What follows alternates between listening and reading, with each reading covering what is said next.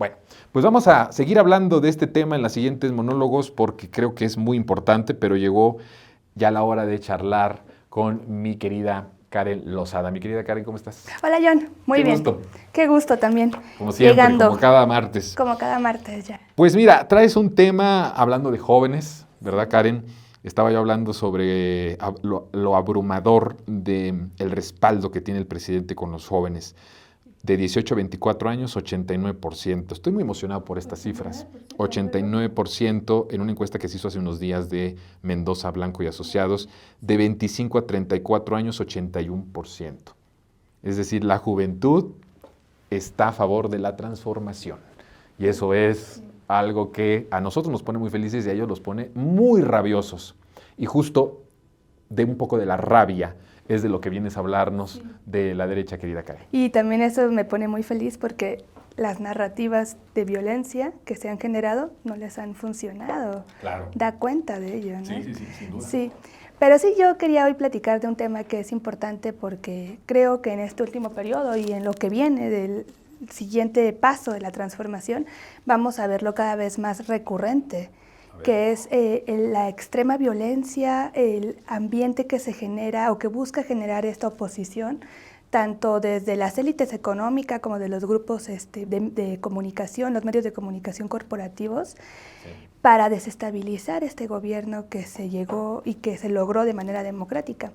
Y para ello me voy a basar en algo que seguramente tú ya conoces, pero que algunos de nuestros compañeras y compañeros de nuestra audiencia hermosa no ubica, que es el tema de los golpes blandos. Sí. El golpe blando que lo plantea justamente uno de los ideólogos de la derecha estadounidense, que es Gene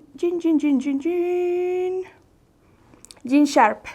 Gene Sharp, que es autor de un manual inclusive de cómo hacer un golpe blando, y es lo que estamos viviendo hoy en nuestro país. No les ha salido, no les ha resultado. Si quieres ahorita podemos ir paso por paso porque este manual sí tiene 5 pasos que ya se han aplicado en diferentes países, no solo en Latinoamérica, sino en algunos países del Medio Oriente, por ejemplo, y que les han resultado en gran parte, y ellos dicen, o Gene Sharp dice que es un manual para evitar la violencia, pero sí utiliza la violencia.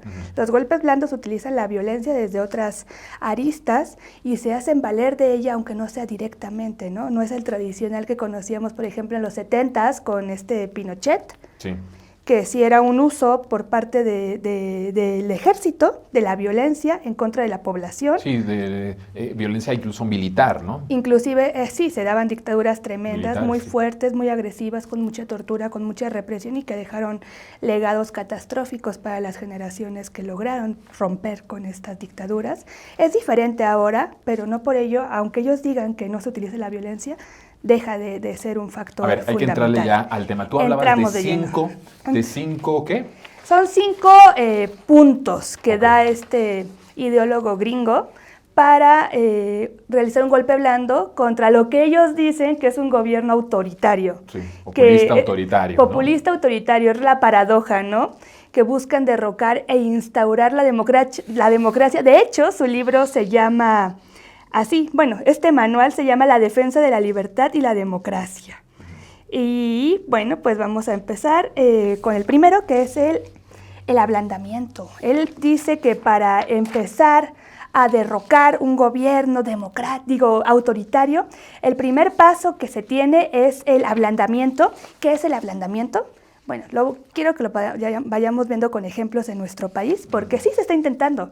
En este caso, lo que se utiliza es que se generan estas grandes narrativas del día a día en el que se busca dar un panorama catastrófico de la realidad. En México lo vimos desde que el presidente resultó electo. Ni siquiera había tomado la posesión y ya estaba este ablandamiento, esta embestida por parte de la derecha en la que se decía: Chumel, ¿qué decía Chumel, por ejemplo? Sí. El dólar se va a ir por los cielos, va a haber un desabasto, vamos a ir directitos a convertirnos en Venezuela. Pero una vez que ya el presidente llega, esto se acrecentó mucho más. Está el tema del huachicol, no sé si recuerdas, mucho. Que vivimos esta lucha en contra del huachicol, pero las narrativas... Que hubo hasta días en donde pues no había gasolina, nos teníamos que formar, ¿no? Que se vivió toda esta etapa y era un shock mediático impresionante. Era un shock y un show mediático muy fuerte en el que se hablaba de que no iba a haber gasolina, que se iban a tener crisis muy profundas en la que se iba a generar inclusive que los alimentos no pudiesen llegar y demás. En la pandemia también vimos una embestida muy fuerte que buscaba justamente ablandar, es decir, generar narrativas que se quedasen impregnadas en las personas en las que todo está mal. Todo está mal, hay crisis, vivimos el peor momento del país. Eso fue lo primero que intentaron, que todavía intentan. Sigue. Sí. Como que son cosas que van por periodos, se agudizan, pero están permanentemente. Sí. A ver, vamos al segundo para que me interesa que abarquemos todos. Voy a ir más rápido, perdón. El segundo es la deslegitimación.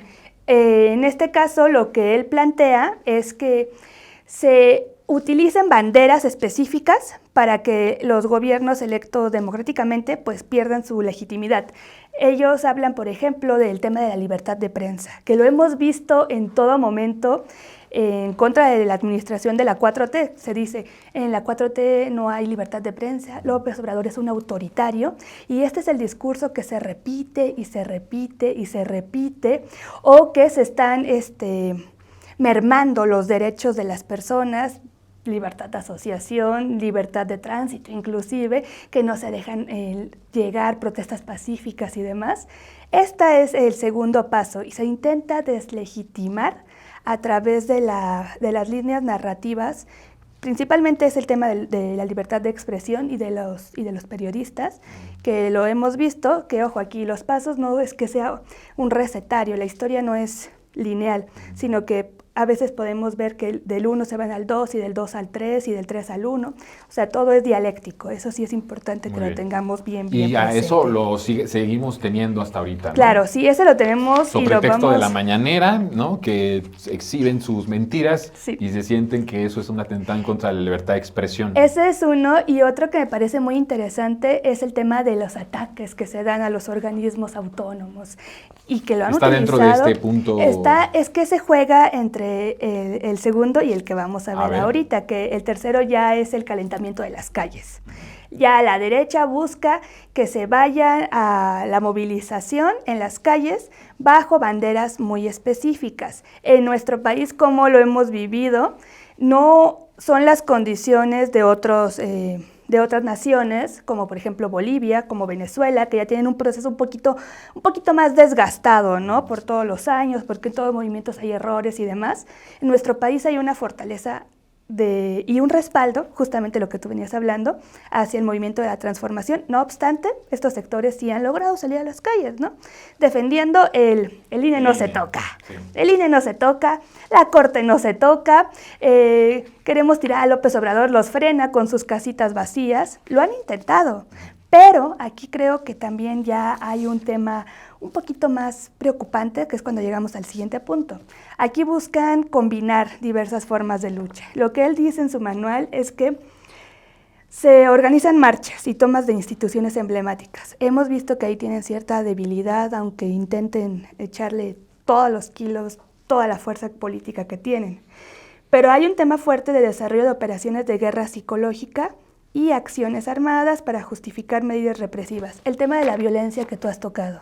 Ese tema tan delicado en el que hay acciones o hay actos de violencia por parte, principalmente en este caso yo diría que se enfoca en el crimen organizado y el desplazamiento a las comunidades que lo utilizan, que ojo aquí, sí es un tema grave, sí es un tema muy delicado, pero se utiliza como la principal bandera para dar cuenta de que en el país no hay gobernabilidad, que es un país que vive en la anarquía total y de esas líneas narrativas es que se pueden generar discursos muy fuertes que sí tengan un impacto real. Creo que este es el punto más delicado porque es el que les podría funcionar a esta derecha de nuestro país. No sé tú cómo lo percibas, yo así lo estoy leyendo. Sí, sin duda. Y hemos estado hablando de esta parte porque yo creo que en específico esto trabaja a dos vías. La primera vía es abiertamente ver al crimen organizado como un ente que es parte del régimen. Sí. del régimen salinista neoliberal derrotado en 2018. O sea, eso que no está en el análisis, Karen, nadie se atreve a decirlo, nadie lo quiere decir, pero que es real y es verdad. Así como antes decían, no, los medios son medios plurales y la fregada, no es cierto. Los medios tradicionales son parte del régimen. O sea, no son entes separados, son parte del régimen. No podemos pedirles libertad, no podemos pedirles un poco más de pluralidad o un poco más de vergüenza, porque son parte del régimen, no van a actuar nunca en contra del régimen. Asimismo, la parte del crimen organizado. Es un ente que trabaja para el régimen derrotado en 2018, que sigue siendo un régimen poderoso, que sigue siendo un régimen con mucho poder económico y político. Y por otro lado, los medios de comunicación, la comentocracia, hacen ese trabajo de shock, ¿no? Sí. Está muy bien identificado en qué partes del país suceden estos acontecimientos que hacen ver como si fuera ingobernabilidad generalizada, lo cual no significa eso, porque incluso tiene su particularidad en espacios en donde sus gobiernos históricamente o fueron parte del mismo crimen organizado, o tuvieron algún nexo con ese crimen organizado, o hicieron negocios, o repartieron la plaza a ese crimen organizado, ¿no? Entonces, pero esa política del shock tiene gran apertura, sobre todo en las clases medias. Logra penetrar muy fuerte en la clase media, porque sí lo pone en una disyuntiva de decir, híjole, sí estamos viviendo un momento tan fuerte, Chilpancingo, Apatzingán, Tamaulipas, muerte de un reportero, matan a otro, matan a un activista, ¿me explico? Empieza a crearse todo un ambiente de shock para golpear y debilitar a la transformación. Sí, justamente creo que esto que acabas de mencionar, de que pega a la clase media, es algo bien importante porque históricamente las clases medias han sido las clases que oscilan de un lado a otro. Y todas estas políticas y estos manuales que generan desde la derecha, la extrema derecha, para lograr golpes blandos en gobiernos democráticos y populares, que ojo, eso es muy importante. Puede haber gobiernos democráticos pero no populares, claro, o gobiernos democráticos del bloque opositor, claro que pueden existir. Esta receta, este manual va hacia los populares, a los que defienden al pueblo y buscan llegar primero a este sector que es la clase media. En nuestro país no se ha logrado llegar al último punto, que ya es la fractura institucional. Ese es como el quinto. Es el quinto punto y es como el punto más álgido en el que se logra derrocar a los gobiernos e instaurar otro nuevo proceso. Poniendo en práctica todos esos cuatro. Todos estos 4 pasos anteriores, que creo que sí es bien importante que los tengamos presentes, porque este golpe blando se intenta dar en nuestro país. Ya vimos, el mejor ejemplo que tenemos y el más reciente es Bolivia. En Bolivia se aplicó esta propuesta de Estados Unidos y resultó efectiva. Se tuvo la fractura institucional en la que se tuvo que salir por Evo, rescatar a gran parte de sus funcionarios y se instauró otro régimen, aunque el pueblo ahí respondió y se pudo dar marcha atrás. No obstante, en otros países no se ha logrado. Sí. Y esto sí resulta importantísimo porque si bien en este momento se tiene un respaldo muy fuerte hacia el presidente, hacia las políticas de la transformación, no sabemos si esta fuerza, esta cohesión social, este pacto social que se ha logrado y que es efectivo, siga en los próximos años, o si la oposición espere, como en otros países, en otras experiencias, sea paciente y en un momento en el que haya cierta debilidad, si le resulte efectivo. Creo que hay que tener mucha precaución de cuál es la lógica que a la que le está apostando la derecha, y sobre todo las consecuencias, ¿no? Sí, eso. Las consecuencias son, yo he dicho algo, Karen, no sé qué pienses tú. Sobre todo me gusta mucho que siempre cuando estamos contigo hablamos como de nuestra referencia latinoamericana, ¿no? Sí. No solo porque somos latinoamericanistas, porque profesamos el amor a la patria grande, sino porque creo que es nuestro espejo inmediato, por las condiciones geográficas, demográficas, históricas, ¿no? Claro, cada país tiene su particularidad, pero yo siempre he dicho algo que tomando en cuenta la historia de estas naciones que a través de una revolución, cada uno tiene su propia manera, ¿no? Aquí es una transformación, en otros países se llama la revolución bolivariana, por ejemplo, en el caso de Venezuela, pero siempre que sucede eso, que llega el poder popular al poder ejecutivo nada más, porque no llega otro, es el poder ejecutivo, no es que abarques todo el poder. sucede que cuando la derecha arrebata, sus garras logran arrebatar con este manual, paso a paso, esto que nos acabas de decir, logra arrebatar y se culmina en ese quinto paso, ese quinto punto. Regresar ya es casi poco probable. O si regresas muy light. Sí. Brasil es un ejemplo. Brasil tuvo un auge importantísimo en donde Lula saca de la pobreza literalmente a su pueblo, hace una reforma impresionante de vivienda con su programa Hambre Cero, es inédito lo que hace Lula. Pasa después con Dilma, hacen justo este manual, se lo aplican a Dilma, entra Bolsonaro al poder, y ahora que vuelve Lula, ya muy acotado, incluso dentro de sus propios funcionarios, personas de la extrema derecha, que hoy están en un gobierno progresista. Entonces, ¿qué es lo que planteamos y tenemos que plantear? Y es esperanzador lo de los jóvenes, pero no por eso vamos a tener que bajar la guardia.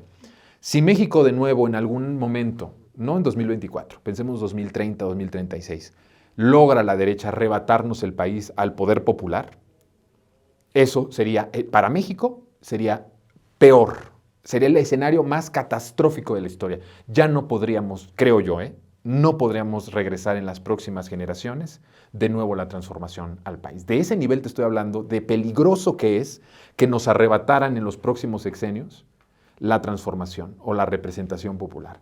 O sea, la historia nos lo dice, en todos lados. Después de Chávez nunca volvió a ser la misma la revolución, ¿sí? Por lo que representaba Chávez. Después de Evo tampoco, después en Ecuador tampoco fue lo mismo, ¿me explico? Y entonces esto significa que sí tenemos que poner atención en esto, porque el regreso de la derecha sería un regreso mucho más rabioso. Irían por todo y por todos. A mí me gusta mucho una entrevista que se le hizo al director del Canal 6 de Julio, que hizo un documental sobre este tema. Se le preguntó... Muy bueno el documental, sí, sí, es muy bueno. Hay que verlo. Se le preguntó desde la jornada, si no es un gobierno radical, ¿por qué habría la intención de derrocarlo? Y él dice, estamos hablando de una derecha y un capitalismo que no toleran ninguna intervención frente al mercado. No toleran que nadie se salga del modelo, ni siquiera lo poco o no tan poco que está haciendo López Obrador. Me parece que ahí está la respuesta. Esta derecha, esta oposición, representa lo más caduco de las instituciones del pasado, y cualquier reforma, por mínima que sea, lo toman como una afrenta a todos los privilegios, a todas las situaciones en las que estaban ellos acostumbrados a vivir, y no permiten que se avance ni siquiera un poco. Creo que por eso es importante que estos temas se toquen, se debatan, se hablan, justamente porque la tarea es no permitir que la derecha en nuestro país, específicamente en nuestro país, por las condiciones particulares, regrese. Sí. Se tornaría en una tragedia. Sería como ya la hemos visto. De consecuencias que no podríamos calcular ahorita, ¿sí? Son consecuencias catastróficas. Ahí sí hablo de ser catastrófico porque conozco la historia latinoamericana y sería terrible para el país. Pero a ver, en 2 minutitos, tus conclusiones, Karen, de algo que yo no te haya preguntado, pero que quieras afianzar en esta excelente charla que nos traes este martes. Sí, perdónenos, ahora sí no fueron temas tan coyunturales, pero son importantes. Esto creo que sí es coyuntural, ¿eh? Sí, ¿verdad? Como tú, claro, sí, claro, no, porque esto lo están llevando a cabo todos los días, ¿no? Esto lo están llevando a cabo todos los días y a veces no dimensionamos la fragilidad que tiene el movimiento pese a su fortaleza. Creo, a modo de conclusión, yo cierro, la tarea justamente es buscar mecanismos para fortalecer, ya sean espacios en medios de comunicación, creación de nuevos medios de comunicación y también espacios dentro de la organización de la gente, la organización popular, para que no se permita que esta derecha logre avanzar y logre consolidar lo que quiere, que es una fractura institucional, una ruptura entre el pueblo y el gobierno, en este caso la 4T y el pueblo, separar al pueblo de la 4T y que ellos regresen con más fortaleza. Sería una tragedia para nuestro país, peor que la que vivimos en la época oscurísima de Felipe Calderón.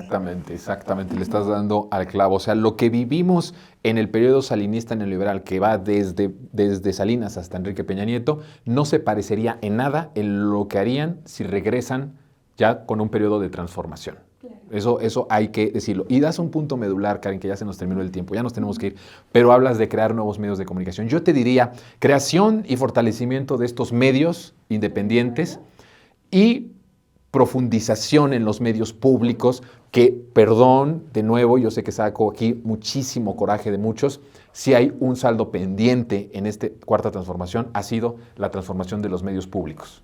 Y debe de estar en la agenda, ¿eh? Eso es importantísimo. Para las corcholatas, la Sí. agenda de los medios públicos, hay que insistir en eso. Una ley muy Ya no fuerte. vamos a tener a en López Obrador en la temas. mañanera. No. Necesitamos medios públicos fuertes y medios independientes como este, vigorosos. Karen, contigo se construye eso, ¿eh? Por cierto. Quiero decirte que tú eres ese relevo generacional que traes eso, Uy, esa frescura bueno y esa fuese. libertad. No, vas a Por ver favor, que sí. ¿qué me haces, Vas a ver Jonathan? que sí. Así lo digo. El tiempo se nos terminó. Gracias, Karen. Gracias a nuestra audiencia resentida. Nosotros el tiempo se nos terminó. Estuvo muy bueno el programa de hoy, pero mañana los veo desde casita, mañana miércoles, 3 de la tarde en Sin Censura. Que esté bien.